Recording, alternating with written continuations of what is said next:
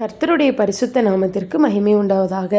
இன்றைய நாளுக்கான தியானம், எங்களை சோதனைக்குட்பட பண்ணாமல் தீமையினின்று எங்களை ரட்சித்து கொள்ளும். வேட்டைக்காரங்க குரங்கு பிடிக்கிறதுக்காக ஒரு நாள் என்ன பண்ணாங்களாம், ஒரு தேங்காய் குடுவையில் ஒரு ஓட்டையை போட்டு அதுக்குள்ளே சில கூழாங்கற்களையும் போட்டு ஒரு கயிறில் மரத்தில் கட்டி வச்சிட்டாங்களாம். கட்டி வச்சுட்டு போய் வேட்டைக்காரங்க ஒளிஞ்சிக்கிட்டாங்களாம். இந்த குரங்கு வந்துச்சான். வந்து தேங்காய் குடுவையை எடுக்கிறதுக்கு முயற்சி பண்ணுச்சான். முயற்சி பண்ணும்போது அந்த தேங்காய் குடுவை ஆடி உள்ளே இருக்கிற கூழாங்கற்கள் சத்தமிட்டுச்சான். அந்த சத்தத்தை கேட்டோன்னே அது என்னவா இருக்கும் அப்படின்னு சொல்லி அந்த ஓட்டைக்குள்ளே கையை விட்டு அந்த கூழாங்கற்களை கையில் எடுத்துச்சான்.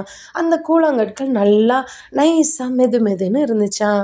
உடனே இந்த குரங்கு என்ன பண்ணுச்சான், சரி அந்த கூழாங்கற்களை நம்ம எடுத்து வச்சுக்கலாம் அப்படின்னு சொல்லிட்டு கையை மூடி அந்த கூழாங்கற்களை எடுத்துட்டு கையை வெளியே எடுக்கிறதுக்கு முயற்சி பண்ணுச்சான். முயற்சி பண்ணுது, அதால் கையை வெளியே எடுக்க முடியல. அதுக்குள்ளே வேட்டைக்காரன் வர்ற சத்தம் கேட்குது. இது இழுத்து இழுத்து பார்க்குது, கை வரமாட்டேங்குது. ஏன் கை வரல அப்படின்னா, அது அந்த கூழாங்கற்களை விடணுங்க. அதை விட்டுட்டு கையை விரித்து வெளியே எடுத்தால் தானே கை வெளியே வரும். இதுக்கு வேட்டைக்காரங்கிட்ட இருந்து தப்பிக்கிறதுக்கும் ஆசை, அந்த கூழாங்கற்களை விடுறதுக்கும் மனசு இல்லை.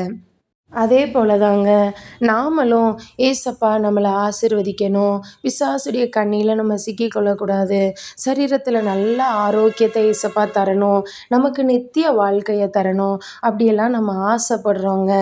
ஓகே தான். ஆனால் நமக்கு சில விட வேண்டிய காரியங்களை விடணுங்கிற விருப்பம் நமக்கு இருந்தால் தான் ஏசப்பா நம்மளை விடுதலையாக்க முடியும். பாருங்கள், நம்மளை நாமே விடுவிச்சு கொள்ள முடியாது தான். ஆனால் நமக்கு அந்த விருப்பம் இருந்தால் ஏசப்பா நம்மளை விடுவிப்பாங்க.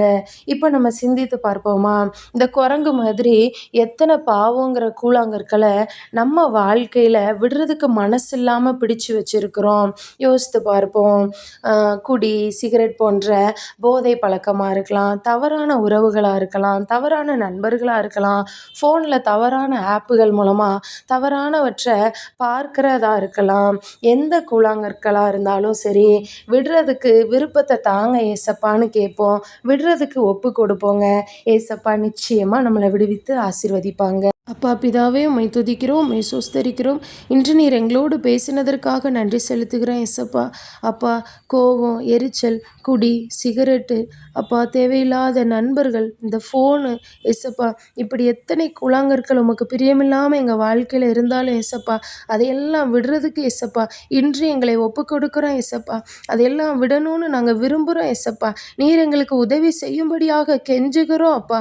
இயேசுவின் நாமத்தினால, இயேசுவின் இரத்தத்தினால இன்று எங்களுக்கு ஒரு விடுதலை உண்டாகிறதற்காக நன்றி செலுத்துகிறோம். தீமையினின்று எங்களை ரட்சித்துக் கொள்ளுகிறதற்காக நன்றி செலுத்துகிறோம் அப்பா. இயேசுவின் நாமத்தில் ஜெபிக்கிறோம் பிதாவே. ஆமேன், ஆமேன்.